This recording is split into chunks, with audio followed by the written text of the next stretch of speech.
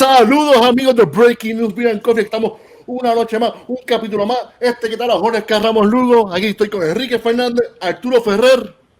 Y hoy nos acompaña Terence Sullivan de Sierra Nevada Brewing Company en Chico, California. Él es el embajador de Sierra Nevada. Hoy, junto a él, vamos a estar probando la Sierra Nevada Pale Ale. ¿Qué es la Sierra Nevada Pale Ale? Es un American Pale Ale. Un American Pale Ale viene siendo, estamos hablando que en esta parte estamos hablando de entre un 5 a un 10 SRM, más o menos de un 30 a un 50 IBU, entre un 4.5 a un 6% más o menos de porcentaje de alcohol. Quique, pues te dejo ahora para que sigas con lo próximo. Thank you for being here, Terence, first of all. Yeah, thank you. Thanks for having me. You just surprised me. You have a can of the pale ale, and I was like, I had both in my fridge. And I'm like, I bet they don't have cans, but I'm glad you have cans. Oh yeah. I brought a bottle in. Or he's in the States. He can get the the goods. So let's get right into it. I'd say we just open them first, and you can tell us a little bit about the history of how'd you guys come up with the beer? It was your first. It's basically the benchmark of the American Pale Ale. Yeah. So I started at Sierra Nevada back in 1994. So I've been there 26 years. We're actually having our 40th anniversary this year. Ken Grossman started the brewery in 1980. And really it started out of a love for full flavored beers. So Ken was a avid home brewer. He actually learned how to homebrew from a neighbor when he was a teenager. He was 15 years old when he brewed his first homebrew batches of beer and started kind of documenting what he was doing. And as he grew older, he moved to Chico. He had a friend that we have a little small university here in Chico. So he followed a friend up here, decided he really liked the lifestyle away from home. He grew up in LA. So we're about 7-8 hours north of Los Angeles and north of San Francisco. So he kind of fell in love with the area, and he was working. He was also an avid bicyclist.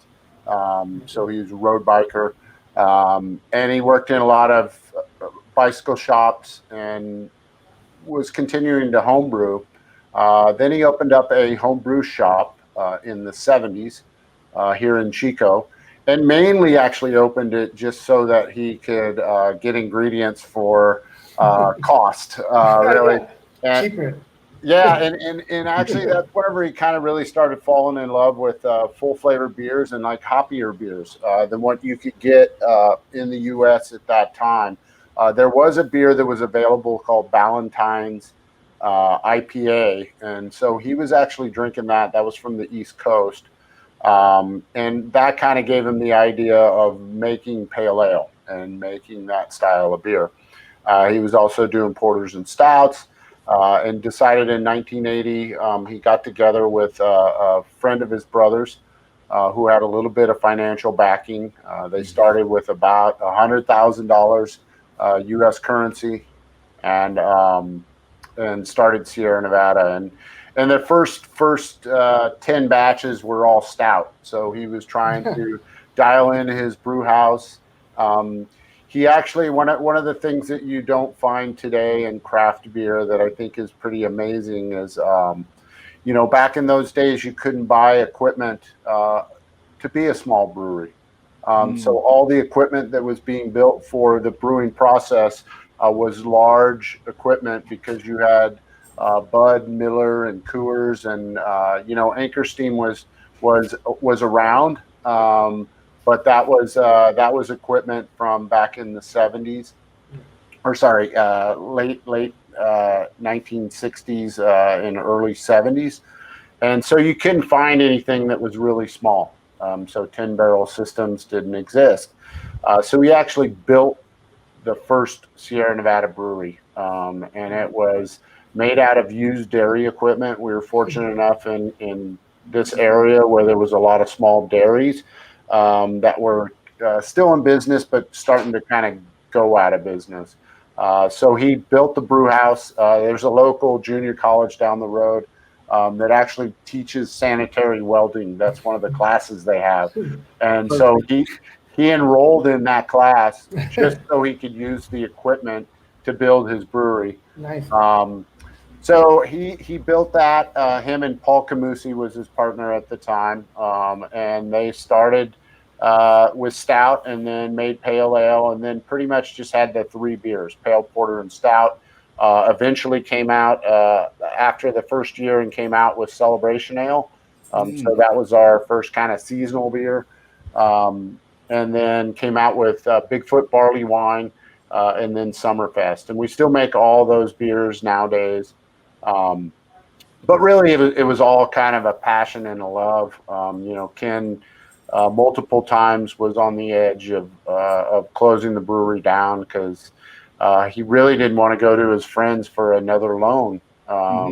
He had to ask them for a little bit of extra money, and that was just not in the cards for him. So, but fortunate, he actually, he tells the story that at the time, 9 out of 10 people hated his beer, but the 1 in 10 really loved it, and so he started kind of just selling it in town. At that time, we did bottles only because he couldn't afford cooperage, so he couldn't afford kegs. There was no, back then there was no micro car, there was no, mail kegs, those kind of things, one-way kegs. I'm sure you guys probably see those down there. Yep.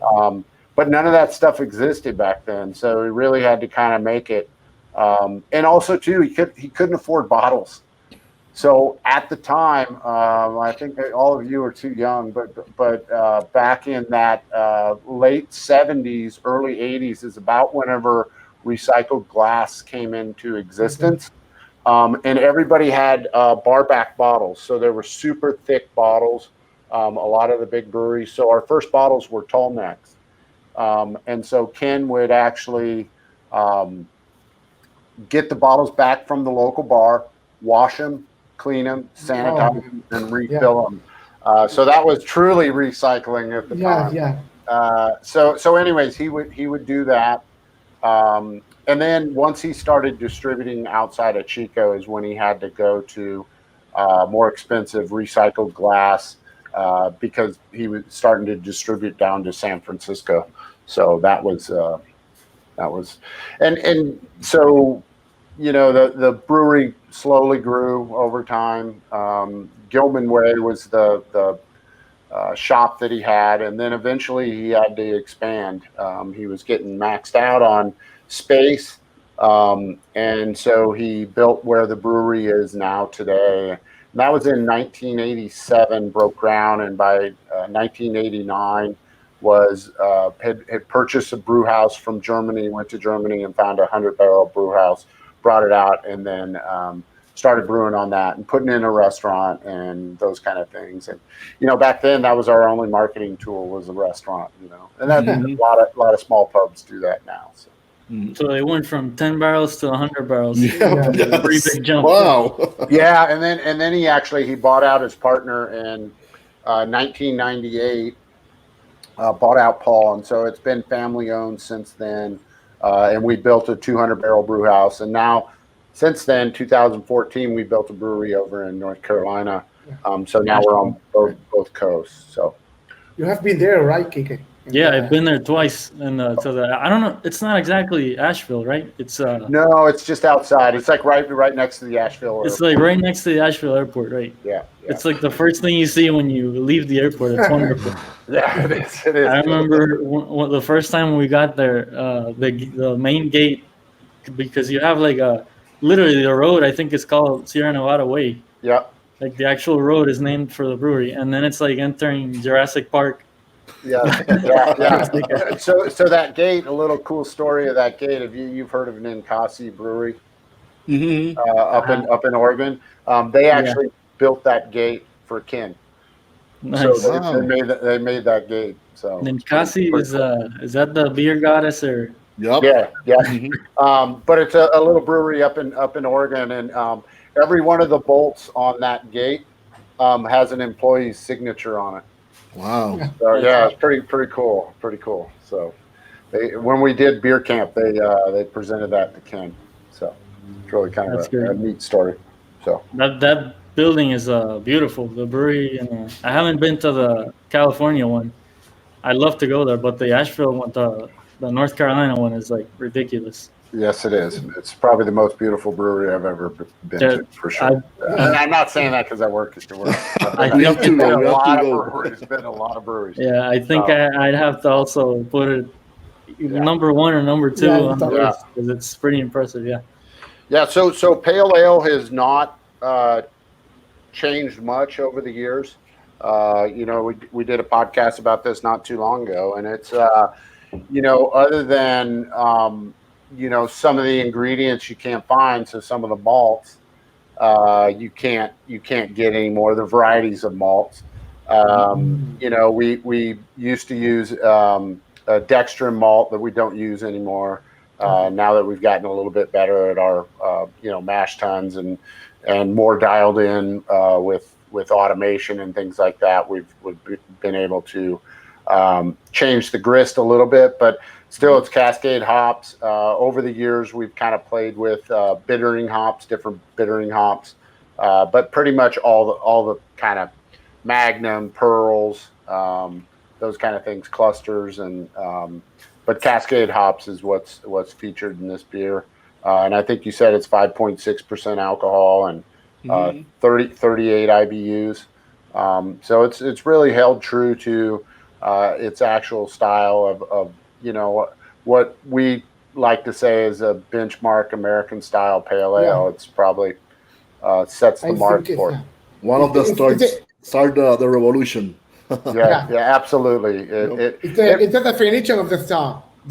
When you put what is a pale ale, the definition of the style is Sierra Nevada pale ale. American pale. Yep. Yeah, I think it's the first beer every home brewer ever brews.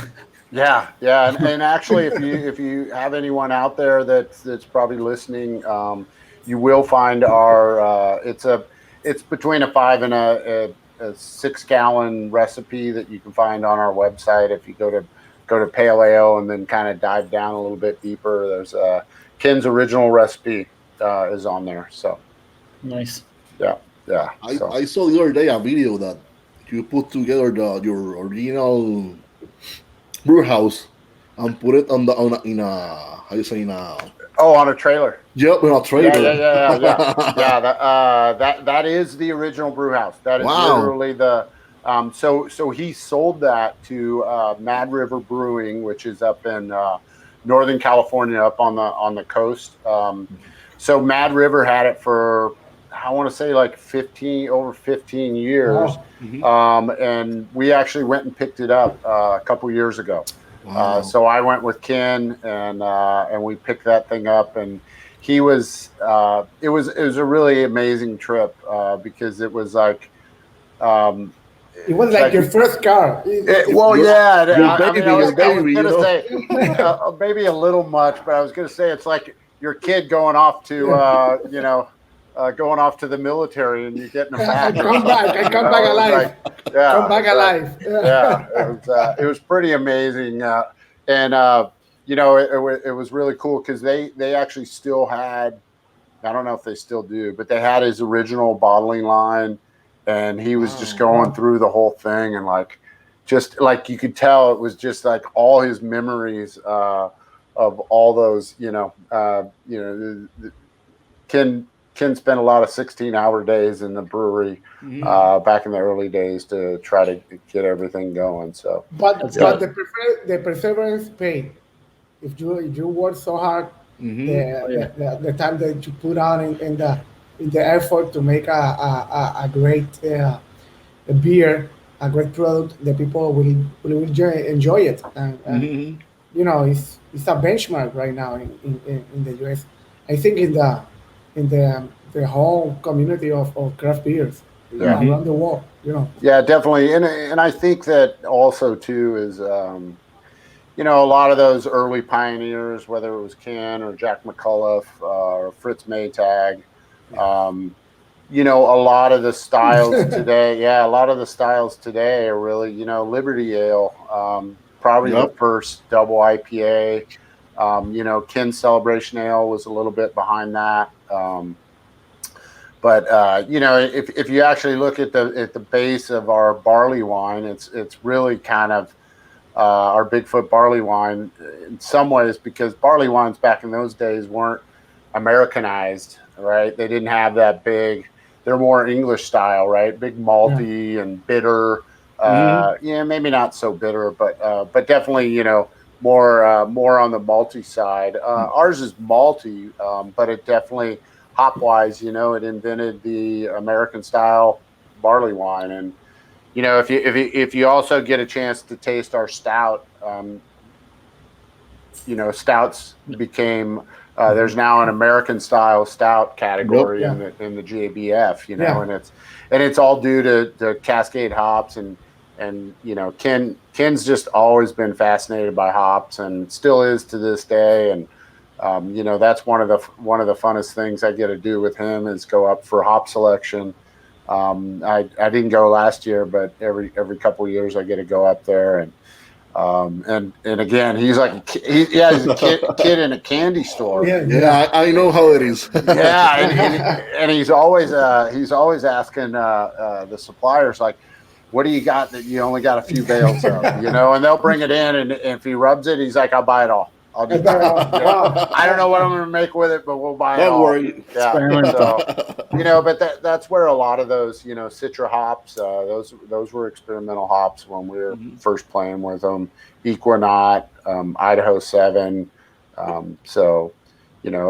That's been really kind of the some of the proudest moments of my career there, is just seeing what our company and what Ken has done for the industry to kind of elevate it. And not all beer drinkers want to get educated on beer, but he definitely thinks they should be. So, the thing is that the revolution of the craft brewery in the US was contagious.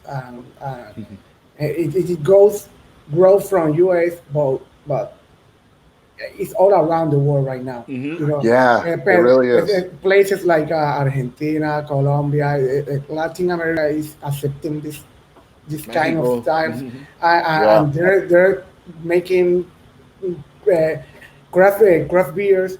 Is all about the American culture, bringing down those ideas. They want to drink good beer, flavorful beers. Right. Yeah, and I think that's the really the cool thing about it, because I grew up I had my first pale ale in the parking lot of a Grateful Dead concert. Wow. in 1983. And we were drinking, back then. I was drinking before I was of legal age, but we were drinking a lot of imports, and it was either Heineken or Beck's or St. Pauli Girls, and but we were always kind of going to the stouts and Young's double chocolate stout, things like that.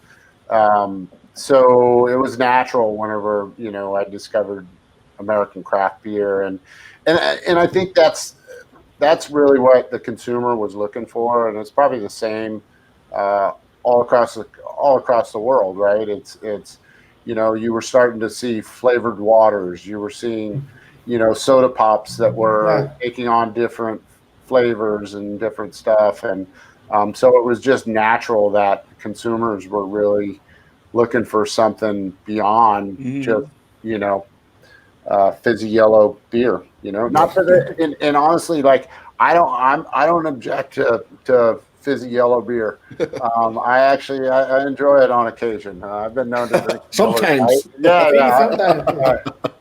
I don't drink much Corona, but I've drank a Budweiser, I've drank a Coors, and I've drank a Miller Lite. So Nice. I think the Coors Banquet is probably the guilty pleasure for a lot of brewers out there. I always hear people that have a fridge full of Coors Banquet. Yeah, And they're and like a Corona, brewmaster for some awesome brewery. So a lot of Coronas too, with the wine.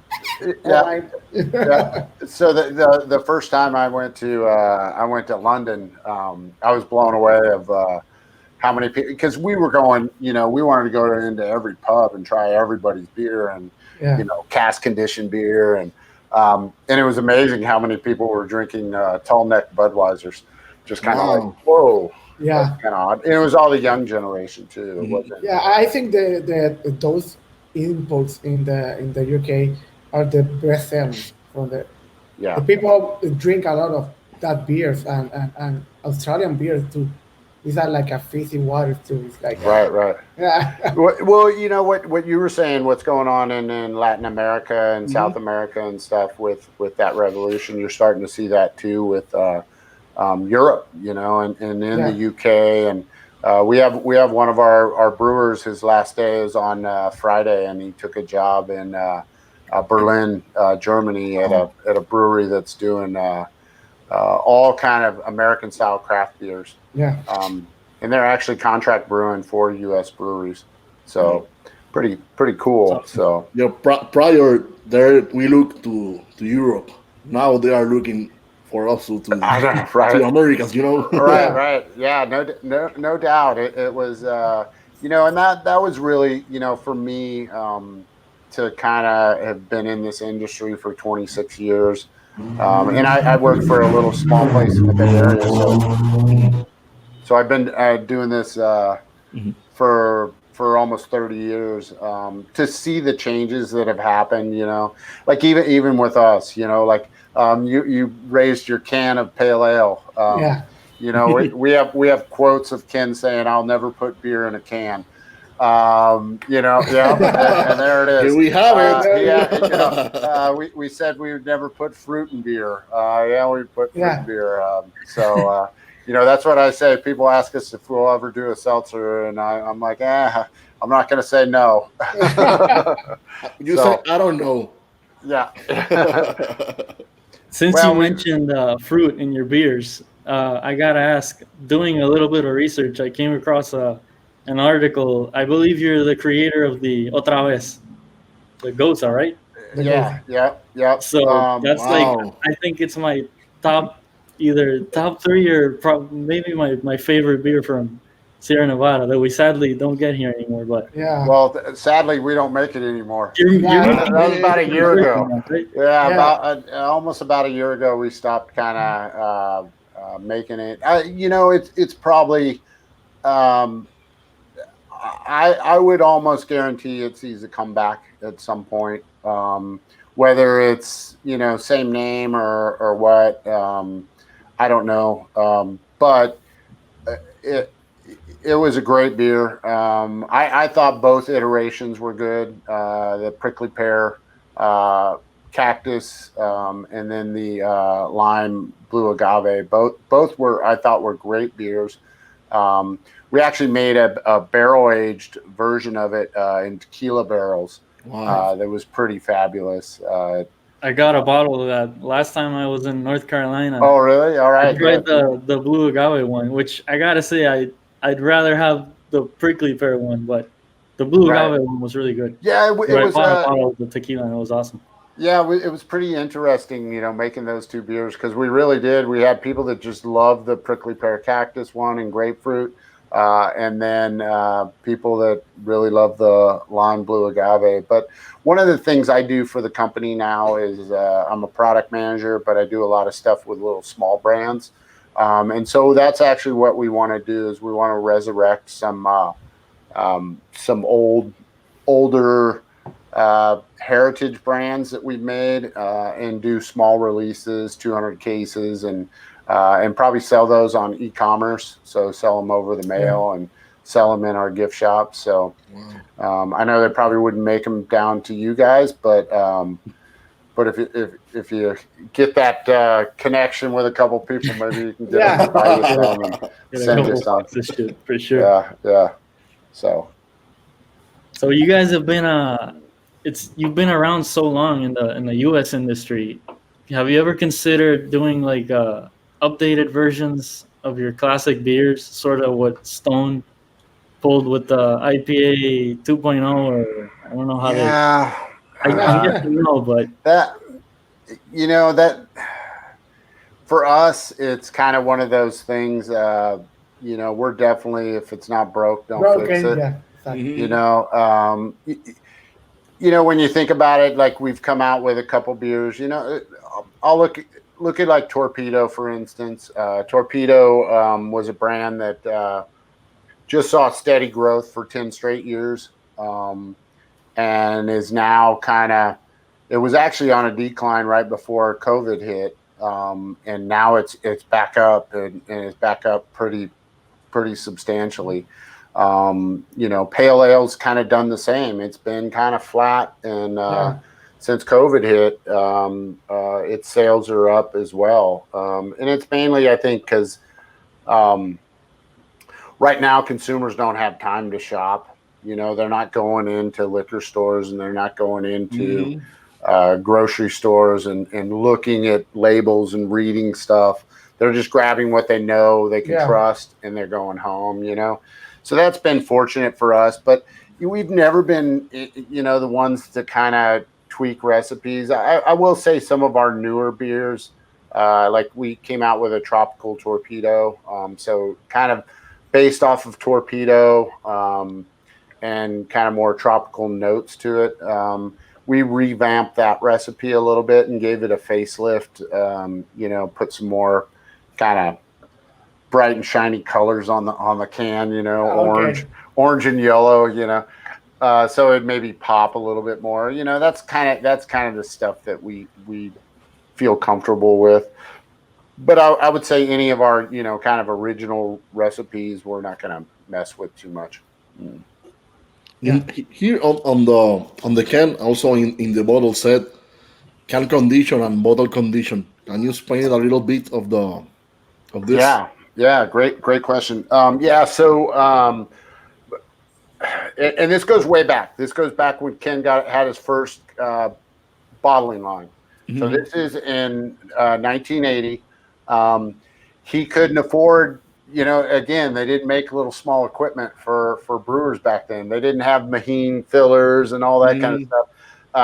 So he had a soda filler, and supposedly the story goes that I think he got it from Fritz Maytag, who had acquired it from someone in Chicago, and supposedly it was Al Capone's bottling line that he used during Prohibition to bottle beer. So anyway, so that was his filler, and they don't have the technology they have now. So he was getting a lot of oxygen in his beer, and so the only way he knew how to combat that as a brewer was to bottle condition. So he fermented everything, and also too, his tanks couldn't handle a lot of pressure. They weren't pressure rated, so he had to kind of ferment everything with very low psi on it. So all the beer was flat going to the bottler. So he got into bottle conditioning. So adding a little bit of sugar, adding some yeast. So literally, if you get a bottle of Sierra Nevada. And now we regulate it so much, it's really hard to pick up the yeast. But if you lay the bottle on its side, kind of maybe shake it and lay it on its side in the fridge for a day, you'll see a little pad of yeast that's in there. So you guys are still doing this? So we're still, So we still do pale, porter, stout, celebration ale, and Bigfoot barley wine. Those 5 beers are all still bottle conditioned to this day. And we actually looked at it at one point to you see anything in there? You see it in there? I think I have like a a little bit in there. Yeah, you'll end up seeing a little bit. Yeah. Yeah. If anyone's got a microscope, just scroll up And you can see it. It's amazing that you get such consistent results for humongous watches. Yeah, it's very that is one thing that I think is kind of held the test of time with Sierra Nevada, and I believe personally why it has been so successful is Ken's ultimate dedication to quality aspects. Our labs at our breweries are phenomenal. Our staff is amazing. We have we look at beer different than a lot of craft brewers. I'm not going to say that it's better. It's just we have to, especially with bottle conditioning. We can't afford to have bottles exploding and those kind of things. So we really monitor the amount of sugar that's added, how much yeast is added, and they tell stories. I never saw them, but in the early days there would be like a layer, like I mean literally like 1 inch. It'd be like that much yeast. I had friends that when I was in junior college down in the Bay Area, I remember I told them, I was going to go. I was going to be leaving and going up to visit a friend in Chico. And they're like, oh, yeah, there's this brewery up there, man. Don't buy their keg beer because – so this is like 1984. Yeah, man, we would get the keg beer and we were just like 5 pitchers of just the sludge before we get beer, But now we regulate all that stuff. It's looked at a lot closer now. So you would get a whole yeast starter in the definitely. And so the canned pale ale is the same exact beer. So that's great. There you go. And I believe you're still using whole leaf hops, right? At least for the pale ale. Yeah, definitely for pale porter stout. Celebration ale is still Torpedoes, 100% whole cone hops. We've started to get into playing with lupulin powders. So just kind of ground up pellets with a little bit more just straight lupulin, not as much vegetative matter. So we've been playing with that with hazy little thing. That beer that was a great one. Really nice beer. Yeah, that is. It's that's my new go-to. Really nice. I love the aroma. It's very nice. Yeah, very nice. Yeah, I never thought I would. That was the question. How about the new trend of the hazy IPA? Yeah. So I'm more of a traditional brewer, and so for me, you guys know who Charlie Bamforth is. He's a professor at UC Davis, and he was there right after I graduated. Charlie Bamforth posted this picture, and he's traditional. So he worked for Bass back in the 60s. 60s, 70s. So for sure, beer is not meant to be cloudy unless it's a Hefeweizen, right? and I was the same way. And he posted this picture on Facebook, and it was a couple years ago, and it was 2 pint glasses, right? And one of them had a hazy beer, and one of them had a clear beer. And he said, "Which one are you where you can see through it, West Coast? Which one are you going to order?" And I wrote, I said, you know what? 2 years ago, I would have ordered the West Coast. I wouldn't order anything that was that hazy. But now knowing what the beer hazy, what happens, I mean, that yeast and the protein and the oats and stuff, it gloms on to so much of the hop oils and the hop aromas that I don't want to miss out. I want to try it. It's the next generation of the craft beer. It's like you guys do it with the making a hop beer, a flavorful beer, because these people right now is making the same thing but in another side. The product look different, but it's a flavorful beer, Right. Yeah. Yeah, and that's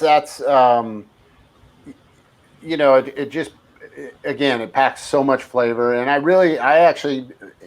I have grown to really like kind of the sweetness and the low bitterness on it. You know, it's not that I don't like a nice West Coast IPA that's got an aggressive bitterness, but whenever I'm throwing back a few of them, I can really drink a lot of those hazies. Yeah, like a lot. And that beer is, you have to be careful, like, because the haze is like 8 or 9% alcohol by volume. So that was yeah. I was gonna say that hazy little thing is like 6.7, I think. 6.7, yeah, and that's my so our we hired a brewmaster some years ago. This guy Sean Lavery, and him and I like that's what we've talked about is like that 6.5 to 7%. That is just that's our wheelhouse of that kind of beer that that particular ABV that really kind of just check grabs you a little bit, but it keeps you in check, and I agree. Like when you start getting up to 8.5% and 9%, I just can't. That's the sweet spot. Yeah, I can sip those. I can't drink them, and I like to drink beer. For sure. We agree. Yeah. Once I start, I don't stop right away. But that beer is, I was surprised when I first had it because it's really good. The hazy little thing. Yep. And I was expecting the label to say like 5, maybe 5.5%. And then I was like, damn, you have 3 or 4 of them. You're going to feel them. So yeah. You're it's like the name of the beer is misleading. It's like right. Well, you'll be happy to know we're coming out with a big little thing next year. Oh, so that'll be a 9%er. Wow. Yeah. The big brother. Yeah, we this year we actually released Wild Little Thing, which is a slightly sour. It's got guava, hibiscus, and strawberry. Nice. Nice. So, and that one's 5.5%. So it's more of a. I saw a picture the other day of a menu. I don't know if it was in Chico or I think it was in Chico, and it said Little Thing. They had both hazy Little Thing and Little Thing. I'm guessing. Okay. Yeah, we did a session. Session Little Thing. So that's going to be something that we're kind of venturing in. We're kind of creating a brand, the Little Things brand, and there'll be kind of offshoots along with Hazy Little Thing, and then Sierra Nevada brand, and then I don't know if you guys know, but we just started making kombucha, hard kombucha. Oh, nice. So yeah, Strange Beast is what it's called, and right now we have 3 flavors that are out. We have a lemon ginger hibiscus. We have a blood orange passion fruit that has some hops in it, and then we have a blueberry. I'm gonna butcher it. Acai. Fruit, and that has basil in it. Basil. Yeah. So came out with that, and then we acquired a brand called Sufferfest, and that's more of a it's a brand that is designed for a different type of consumer. So it's more about health benefit. I'm not supposed to say health benefits because it's alcoholic beverage, but I could say it. We just can't print it. But it's more like recovery drinks. It's like one of them has apple cider vinegar in it. Some other gluten-free reduced gluten. So those. All of this sounds better than the hard seltzers. Yeah, I know. No, that's what we kind of said was hard seltzers don't really have a soul. So I will guarantee you, if we do a hard seltzer, it will have some soul. It'll be made the right way. It's like a super dry hop seltzer. Yeah. Torpedo seltzer. Yeah, no doubt, no doubt. So Nice. yeah, but anyways, again, Sierra Nevada is about quality and about driving that home. So algo más que quieran, something else that you have to. About done. I have a We little drink bit. it. yeah, Yeah, we drink I'm it. right there too. I can go get another one though if you guys want to still chat. I don't care. Oh, Doesn't matter to me. we're If good, you guys we're- have more. No, man, I only have one here. Like, we have a shortage in here, because the curfew with the coronavirus here is like you cannot buy alcohol before 7. I do after 7 o'clock. Yeah. And Oh, really? Sundays you cannot buy any alcohol in anywhere. Yeah, it's been Wow. pretty, and I think every week they've changed the rules. That's what's more annoying. Every day it's like It's a new. Yeah, Right now, Well, I'll they've tell been you pretty what. strict with it, but Like California has been like they're just full on. They don't care. they don't care. The California ABC, they're just pretty much. So now, like bars, if you go and you order a burger, they'll mix drinks in your car to go. You drive with them. Wow. I mean, they seal the top, so you would have to open it, and then now you broke the law. okay. But they're, my buddy, he owns a bar in Arcata, which is over on the coast of California, and he got with someone, and they're like, "Oh, hey, apply for this this license, and then go to the ABC and ask for United States, all the alcohol is regulated by the ABCs of each state.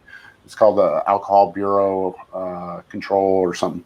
Anyways, he got a catering license, and so he literally set a jockey box up on the sidewalk and was pouring beers for people. I'm like, you have to give him food? And he's like, I didn't give him food.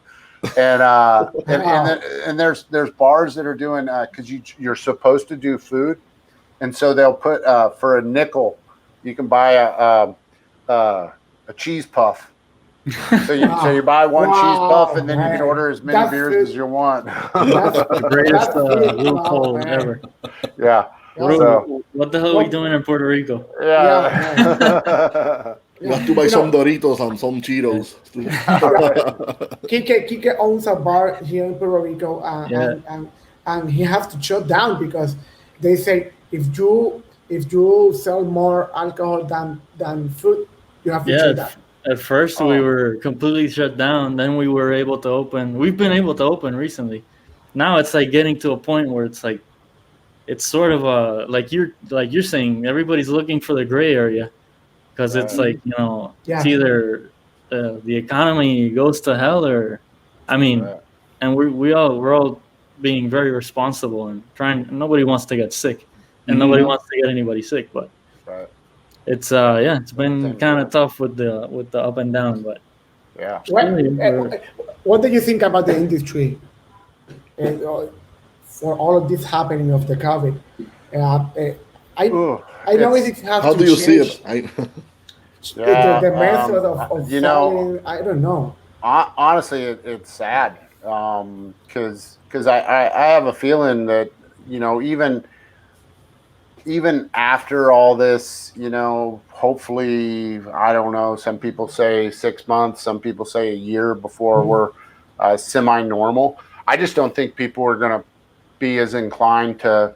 You're going to have that wave right at first of like, oh, I want to go out and I want to go have a good time. Yeah. But I think an older generation is probably not going to want to do that. I think younger generations will, for sure. As far as the craft beer industry, I think you're starting to see people really struggle. I've talked to some friends in the industry, and if your brewery was very leveraged on premise or draft beer, being sold in bars, in kegs, you're having a tough time. If it's not, It's not package driven because obviously people aren't going out, right? And that method of selling the beer was the number. It was the biggest one, the rising.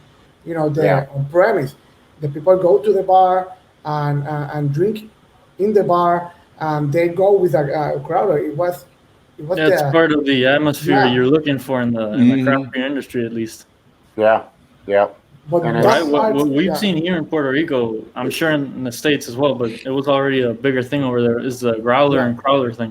Yeah. It went from 0 to now it's like we can't get enough growlers because it's everybody drinking at home, which is, I guess it's a good thing that people sort of got on that train eventually, but not under the best circumstances. Yeah. Well, that was one of the things we saw. Like, we opened up e-commerce. We had never done e-commerce before for our beer, and we didn't do it for certain reasons because, we're not going to directly compete with our distributors. So, but we have certain items that distributors don't want to carry, and so hey, like porter and stout are very hard to find. I never have the porters and they just don't. You guys. The distributors don't want to deal with that anymore. They have so many, and you can't fault them because they're trying to run a business, but you can't carry 20 brands from a brewery and have 50 breweries that have 20 brands. You don't have enough resources and people to go out and sell them, and so we've had a lot of them kind of cut back. Like we get distributors that will order 10 cases every 3 months and that's it. And I would almost imagine some of that goes to the staff at the distributorship. Right. They're probably making it themselves. Like, oh, I love the porter. No one else does. I never have. But anyways, never have. Yeah. I wish to try your porters and your stouts because I've had the narwhal. Yeah, the narwhal and also we have the Bigfoot, right? No, Bigfoot. That's the barley wine, though. I think we've tried it, but the it's narwhal. not like a regular. Yeah, it's not a regular. Yeah, is the narwhal? That's your regular stout, or do you have another stout? That's our imperial stout. And then That's stout. Yeah, Sierra Nevada stout. Yeah, right. I love that style because that was the style that got me to the craft beer scene. What the Sierra Nevada, our regular stout? No, the stout. Okay, yeah. But I never have a regular stout from you guys. Oh, okay. Only I want to try it. I taste the narwhal. Yeah, the narwhal, but a couple of years ago we taste the one with rum barrels and one with wine barrels. You remember? I think it was three of them. Was that narwhal? Yeah. Yep. Yeah, it was a bourbon one, a wine. Came out with 3 different, bourbon, wine, and rum. Yeah, but that's right. We have those. Yeah, we have really those. good. Yeah, those are that's a great beer. Narwhal, and it just sets up for barrel aging. I love the wine one. They have with the wines. I love wine too. Yes, very nice. Yeah. And the celebration is always good. We don't get it here, but that's the wet hop one, right? The fresh hop. It's fresh. It's not wet. They're not wet hops. Okay. So it's always been fresh. We wait for that year's harvest to come in. So we start brewing about the first week of September.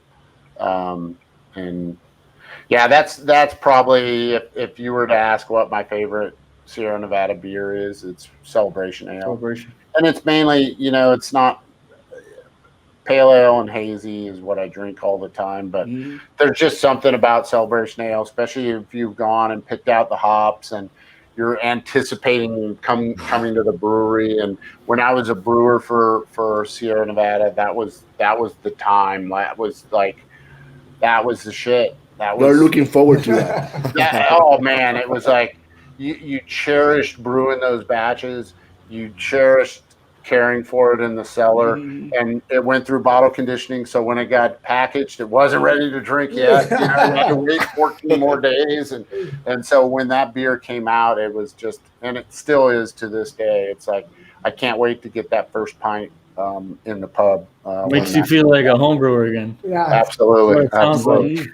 Yeah, it really does. It really does. So That's great. Yeah. Right on.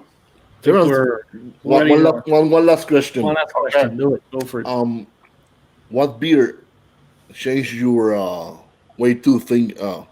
What beer bring you to the craft beer industry? And I'm not lying here. I live a dream, and it was Sierra Nevada Pale Ale. Nice. It really was, because I told you that that I had my first Pale Ale in a parking lot of a Grateful Dead concert. Yep. I was still. Oh, I shouldn't say this. I was still in high school. I was still in high school. Everyone here. High school, but with 21 years. Yeah. I flunked out a bunch, but I had that there. I always looked for it every time. Like the only time I could really find it was in the parking lots of shows because I couldn't go into a liquor store and buy it anyways. Mm-hmm. So I started kind of enjoying kind of craft beer at that moment, and I would always relish a Sierra Nevada Pale Ale. And when I went, so I was home brewing. When I went off to college, UC Davis, I actually, and I'll give a shout out to actually Rogue Brewery, because I was going to college and I was studying environmental planning, and then it was water science. And then my brother had gotten a job at Rogue Brewery up in Ashland, Oregon, which is just across the California border. And I went up there one summer to visit him for about a month and a half while we were out of school. And he was making Shakespearean stout. And so that was another beer that inspired me. And I actually went back to Davis and changed my degree to fermentation science with an emphasis in brewing. And I actually wanted to apply for two places to work. I wanted to work at Anchor Steam because I grew up in the Bay Area and I really San Francisco Bay Area. I love their brewery, but I found out that Fritz Maytag wouldn't hire anyone with a brewing degree because he didn't want anyone coming in and kind of challenging the norm. And then Sierra Nevada, and so I reached out, met a couple people at a conference that worked for Sierra Nevada, came up for an interview, and got the job in '94, and been a pig in shit since. Thank you for the long years of service in the industry, because it's and dedication awesome. for that. Yeah, right on. Paved the way for a bunch of other guys. And if you guys are in Puerto Rico, just send me a mailing address, and I can see if I can send you some porter and the stuff. Let you That'd be awesome. try. Nice. Yeah, Love to try. That would be awesome. Thank you. Yeah. Really, thank you for the time. I really appreciate it. Time, man. Gracias. Thank you. Yes, Thank you. really, Gracias. really enjoyable. Send me also send me a link when this posts. Of course. For sure. Yeah, of We will. course. Yeah. We'll do that. No.